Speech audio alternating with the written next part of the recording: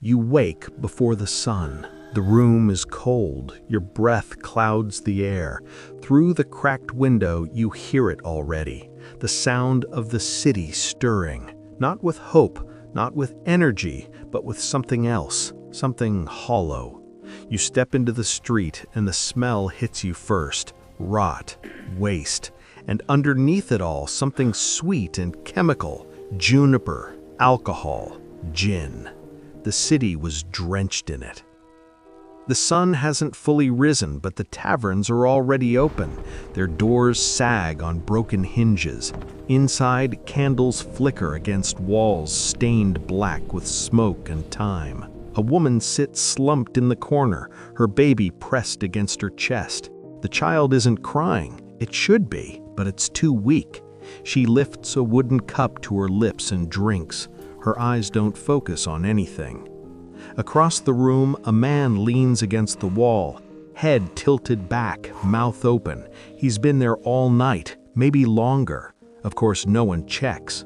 Outside, the streets are waking, but not like other cities wake. There's no rush of bakers or merchants calling out their goods. There's just shuffling, stumbling, bodies moving because they have to, not because they want to. A little girl walks barefoot through the mud. She's maybe 6, maybe 7, it's hard to tell. Hunger makes children smaller. She stops at a gin shop, just a wooden stall with a plank across 2 barrels. The woman behind it barely looks up. "Penny," 1 penny. the girl says. Her voice is small. The woman pours without asking questions. A small cup, clear liquid. The girl takes it and walks away. She doesn't drink it herself, not yet. She's taking it to someone. Maybe her mother, maybe her father, maybe someone who used to be someone. Down by the docks, men are already working. Their hands are raw. Their faces are gray. They haul crates and ropes, their bodies moving like machines. But their eyes are somewhere else. One man stops. He wipes his face with a dirty sleeve and reaches into his coat.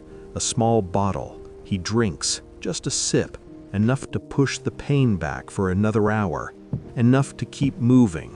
No one says anything. Everyone understands. The foreman doesn't care as long as the work gets done, and the work always gets done, because if it doesn't, there's no money, and if there's no money, there's no gin, and if there's no gin, well, no one wants to find out what happens then. By midday, the city feels different, louder, but not alive, just louder. A woman stumbles out of a doorway and falls into the street. She tries to stand, but her legs won't hold her. A man steps over her without looking down. Another follows, and another. She stays there. A boy, no older than 10, walks past. He glances at her, then keeps going. He's seen this before. Everyone has. In a narrow alley, 2 men argue. Their voices rise and fall, slurred and thick. One shoves the other shoves back. It escalates, it always does. A punch, a fall, blood on cobblestone.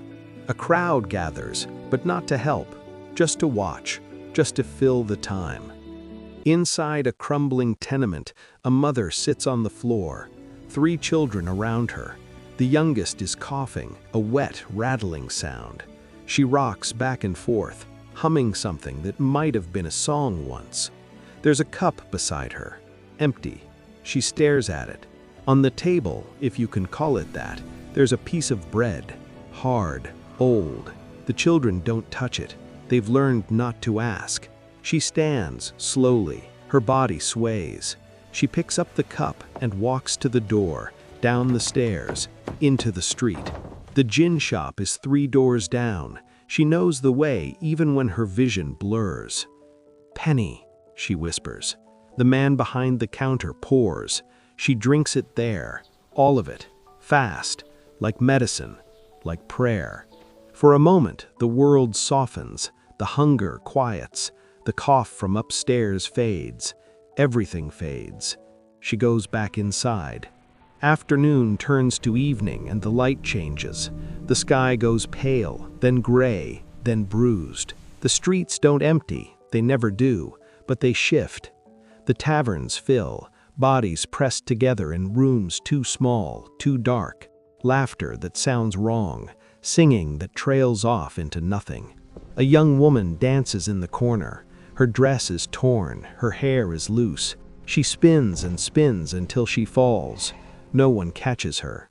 She laughs anyway. At a table, an old man stares into his cup.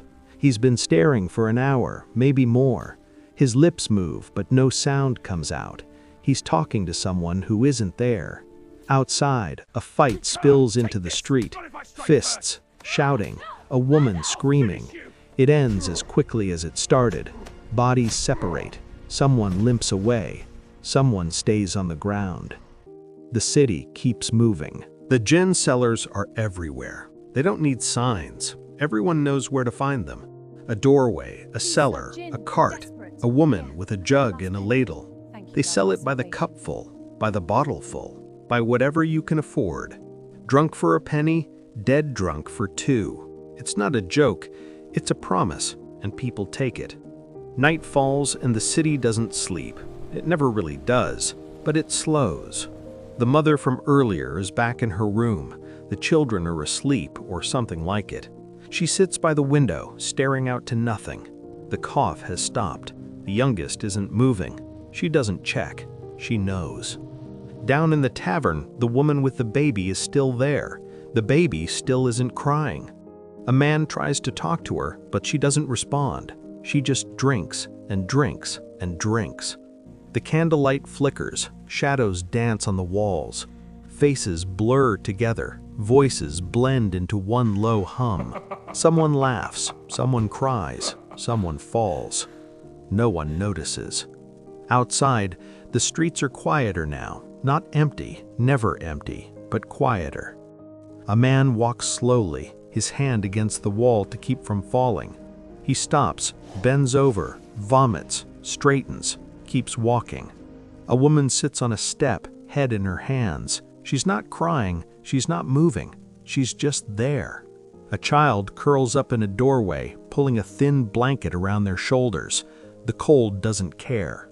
The moon is hidden behind clouds. The city is dark, but here and there, a candle burns in a window. A fire flickers in a hearth. A lantern swings from a hook. Life, or something close to it. In the distance, church bells ring. Midnight. The sound carries over rooftops and down alleys. It echoes in empty courtyards and crowded rooms. For a moment, the city pauses. Just a moment. Then it continues. Because tomorrow will come, and tomorrow will look like today, and the day after that will look like tomorrow. The same streets, the same faces, the same cups, the same emptiness. Gin doesn't judge, it doesn't ask questions, it doesn't care who you were or who you might have been. It just takes, slowly, quietly, completely. The woman from the tenement stands at her window again. The street below is still, almost peaceful. She closes her eyes. Behind her, the room is silent. Somewhere, a baby cries, thin, weak, fading. Somewhere, a man laughs, low, bitter, broken. Somewhere, a door closes, and the city breathes, in and out, sick, slow, surviving. This was London, 1720, a city drowning, not in water, in something cheaper, something easier. A city where mothers stopped being mothers, where children stopped being children, where every street corner sold the same thing, oblivion, and people bought it every single day. Not because they wanted to, because there was nothing else left to buy. The dawn will come again, the sun will rise, the city will wake, and it will all begin again. If you want to walk through more forgotten days, days history tried to bury, subscribe. There are more streets to walk, more voices to hear, more stories that need to be told. Ban these streets!